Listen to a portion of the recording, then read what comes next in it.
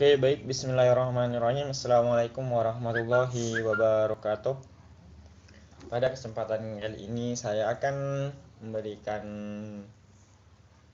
sebuah dokumentasi tentang pembuatan aplikasi absensi, di mana yang sebelumnya kita coding dari beberapa part. Jadi saya akan dokumentasikan. Di sini juga akan disediakan sebuah laporan. Di sini sudah tersedia laporan maksud saya.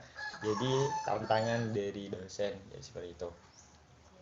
Ini untuk tampilan pertama, ini adalah login absensi, di mana pada halaman login ini para pegawai atau para user bisa absensi untuk melakukan absensi masuk dan absensi pulang. Oke, contohnya seperti ini. Kita masuk sebagai 2018 30 30 75 atas nama Sofatul Mala. Oke.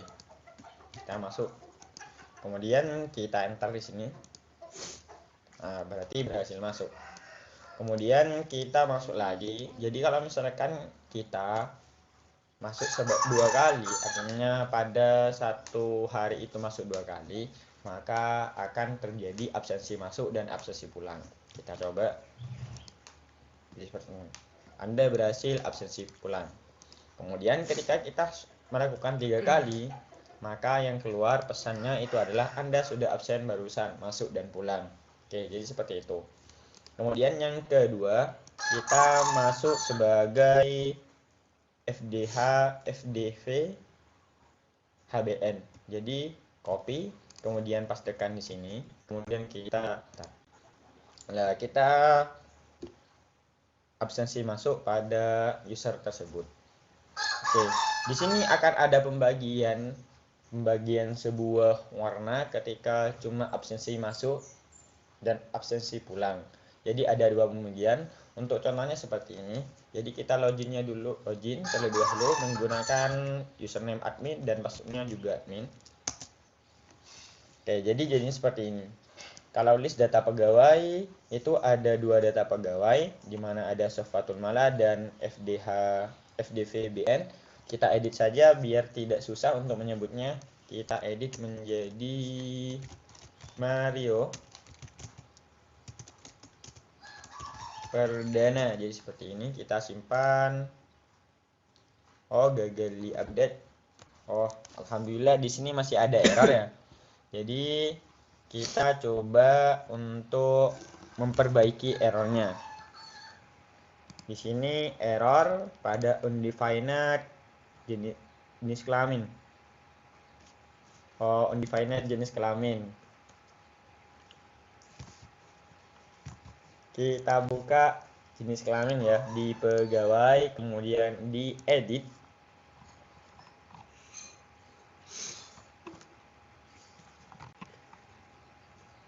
Di sini oke, jadi seperti ini. Kemudian kita buka edit prosesnya. TB pegawai, kemudian ID pegawai sudah.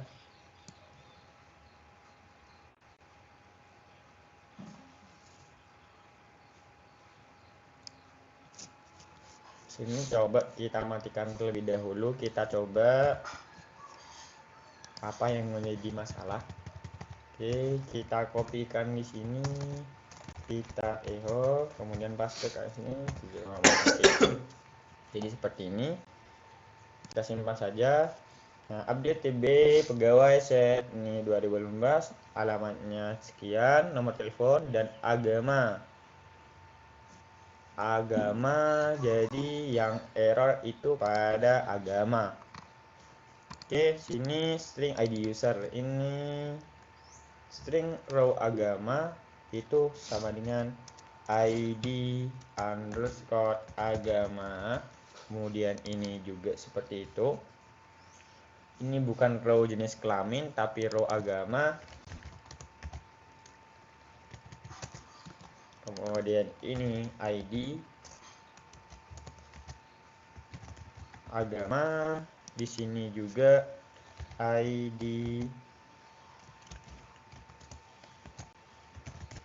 agama. Jadi seperti ini. Kita coba kembali lagi, kita refresh.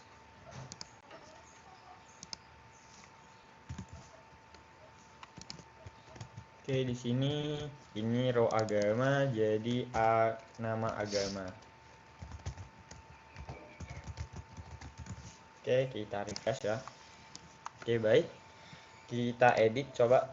Nah, jadi sudah benar di sini teman-teman. Kita coba rubah nomor HP-nya 082334567775. Sekarang seperti ini. Kalau misalkan nama, kita beri nama Mario Perdana. Oke, jadi seperti ini. Habis itu kita simpan saja. Oke, sudah benar. Maka kalau sudah benar, kita hidupkan lagi yang barusan dimatikan. Akhirnya kita hapus semuanya, kembalikan ke awal. Kita hapus. Barusan hanya untuk mengecek yang error. Jadi kelihatan yang error gimana. Oke, kita berhasil semuanya. Oke, tapi tulisannya ini yang keliru. Jadi berhasil di update. Oke, di sini gagal di update. Jadi seperti ini. Nah, ini gunanya buat apa? Session status adalah mengirim sebuah session kepada halaman view. Halaman view yaitu pegawai, kemudian view.php. Dimana kalau berhasil akan keluar alert info dengan di sini nip-nya, nip yang kita kirimkan melalui post yang barusan, kemudian ini berhasil diupdate. Contohnya seperti ini. Oke, kita refresh. Nah, itu gagal diupdate masih. Oke, kita edit lagi. Oh, ternyata di sini salah pada, seharusnya sudah benar. Ya, ternyata salah di pengiriman status sessionnya. Oke, kita coba lihat saja. Nip info dengar statusnya di sini. Jika status maka akan terkirim di update. Nah, ternyata di sini kurang dari else. Oke, jadi seperti ini. Kita coba lagi ya teman-teman. Jadi kalau misalkan gagal seharusnya itu berwarna merah kayak gitu. Kalau misalkan benar itu akan berwarna biru info. Misalkan kita ganti alamatnya, alamat ini dikasih misalkan Kalimantan Selatan. Jadi seperti ini. Kemudian kita simpan, habis simpan maka keluar seperti ini. Jadi 2018 34 berhasil diupdate. Nah, jadi yang diupdate adalah alamat. Jadi Kalimantan Selatan. Oke. Sudah seperti ini. Di sini saya sudah menambahkan user juga. Tapi user ini masih belum terhubung dengan login. Belum terhubung dengan login. Kemudian di sini ada employee adalah pegawai-pegawainya, kemudian ini position adalah jabatannya, kemudian religion ini adalah agama, kemudian attendance ini yang cukup menarik sebagai tantangan dari dosen. Oke, di sini view attendance jadi seperti ini. Ada absen masuk dan absen pulang. Oke ya, ada absen masuk, absen pulang. Ini adalah absen masuk, jam masuknya pada tanggal sekian, kemudian jam sekian. Jadi yang barusan kita Sofatul Mala pada tanggal 21 bulan 7 jam 5:39:23, kemudian Mario Perdana yang sudah kita edit jadi tanggalnya sama dengan Sofatul Mala, kemudian jamnya 5:40:09. Yang cukup menarik ada di sini. Jadi ketika kita rekap absensi, misalkan rekap absensi di sini, misalkan kita menggunakan hari ini tanggal 21. Oke, kita lihat jadi seperti ini. Nah, di sini sudah ada tombol print, di mana tombol print ini akan ngeprint data absensi untuk bulan sekarang. Jadi kalau misalkan sekarang ini bulan Juli, maka ngambil bulan Juli kemudian di print jadinya seperti ini. Nah, di sini sudah ada target blank. Oh, jadi untuk ini kita batalkan dulu. Kita print preview. Jadi kita hidupkan IDM-nya. Artinya kita matikan IDM pada Google Chrome agar bisa dilihat. Oke, jadi seperti ini. Kita print. Nah, jadinya seperti ini. Untuk yang barusan, Sofatul Mala sudah absensi, jam masuk, dan jam pulang. Maka otomatis status pada rekapitulasi absensi bulan Juli untuk hari ini jadi hijau. Kalau misalkan Mario Perdana akan berwarna orange. Oke, untuk tanggalnya di sini kan ada sampai 1 sampai 31. Nah, jadi ini sudah menyesuaikan dengan tanggal yang ada atau tanggal yang memang peruntukan pada bulan itu. Oke, contohnya seperti ini. Jikalau kita memilih sebuah bulan di bulan Juni 30, maka otomatis itu akan berjumlah 30. Nah, bulan 6 itu 30. Coba kita lihat sampai 30. Nah, jadi sampai sini sudah sesuai dengan peruntukannya. Di sini sudah ada yang absen yaitu namanya Sofatul Mala pada tanggal 4. Kita coba lihat apakah benar ada yang mengabsen pada tanggal 4 tersebut. Kita lihat jadi seperti ini teman-teman. Kalau misalkan kita mau lihat semuanya, ini kan masih teruntuk pada bulan Juni saja. Kita lihat semua, maka akan keluar semua jadi seperti ini. Nah, di sini pada rekapitulasi absensi ini kita menggunakan, saya sendiri menggunakan namanya reportnya untuk library reportnya yaitu MPDF. Jadi library MPDF yang saya gunakan ada di, kita close semuanya dulu karena ini tidak berguna lagi. Nah, saya memperkenalkan apa yang oke, di sini Alien Center sudah kita close saja. Kemudian di sini yang saya gunakan adalah MPDF, di mana MPDF itu ada di Partials. Kemudian di sini MPDF versi 8.0.3, di mana saya downloadnya pada pada sebuah website namanya Rahmat kalau nggak salah. Jadi seperti itu. Kemudian cara penggunaannya di sini adalah rekap absensi. Jadi yang saya tambahkan ada rekapitulasi absensi. Jadi di sini teman-teman semuanya. Di sini ini nama pegawai, tanggal absensi, jam masuk dan jam pulang. Di sini jika ada misalkan ada yang sudah dicari, maka akan dikirim melalui pos, maka yang dikerjakan adalah query ini. Oke, ini adalah format hari dan tanggal Indonesia. Kemudian ini adalah status absensinya.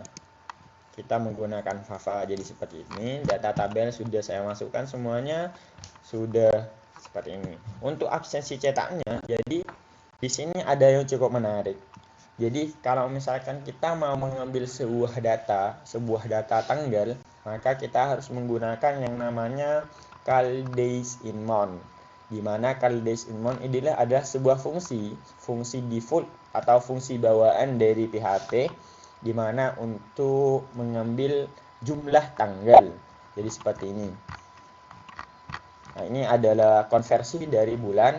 Misalkan bulan 1 maka dijadikan bulan Januari dan seterusnya sampai bulan Desember. Di sini adalah call days in month. Ini adalah fungsi untuk mengambil sebuah tanggal atau sebuah jumlah atau sebuah bulan di mana akan diambil tanggal-tanggalnya sesuai dengan bulannya itu. Misalkan tanggal sampai tanggal 29 jadi sampai tanggal 29. Jadi seperti itu. Ada di sini. Jadi call days in month. Jadi kalau misalkan teman-teman kebingungan untuk itu, maka menggunakan library atau fungsi yang disediakan oleh PHP-nya yaitu call days in month. Jadi gitu teman-teman. Ya sudah, jadi seperti ini saja yang bisa saya sampaikan. Lebih kurangnya mungkin nanti akan ada perubahan, maka saya akan membuatkan videonya lagi. Oke. Di sini adalah apa namanya ya? Di sini adalah logikanya, di mana kalau misalkan masuk maka akan berwarna oranye, berwarna green, dan berwarna merah, berwarna hijau dan merah gitu. Nah, kalau misalkan di sini teman-teman tidak menggunakan apa ya, semacam downloader atau download IDM lah, jadi kita bisa menggunakan di sini misalkan ada report kan ya. Jadi ada report Misalkan kita atur reportnya seperti misalkan string tanggal ya. Kita coba string. Oke, kita coba di sini string tanggal sama dengan date y m kemudian d dari sini. Ini tanggal reportnya, kemudian akan kita tambahkan ini string tanggal, maka akan otomatis menjadi sebuah file PDF. Nah, string tanggal, kemudian sini ditambah seperti ini, report titik, kemudian di sini ditambah seperti ini .pdf. Ya, maka otomatis akan keluar tanggalnya misalkan, jadi akan berbentuk format report, akan otomatis dan download maksud saya. Jadi report strip tanggal sekarang kemudian .pdf gitu ya. Oke, kita coba refresh.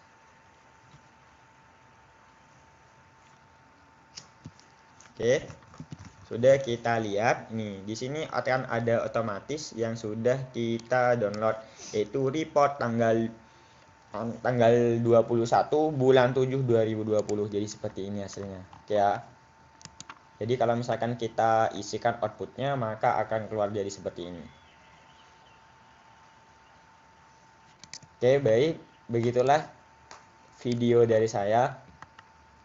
Lebih kurangnya mohon maaf. Wassalamualaikum warahmatullahi wabarakatuh. Selamat belajar dan selamat akhir pekan. Oke ya. Baru selesai.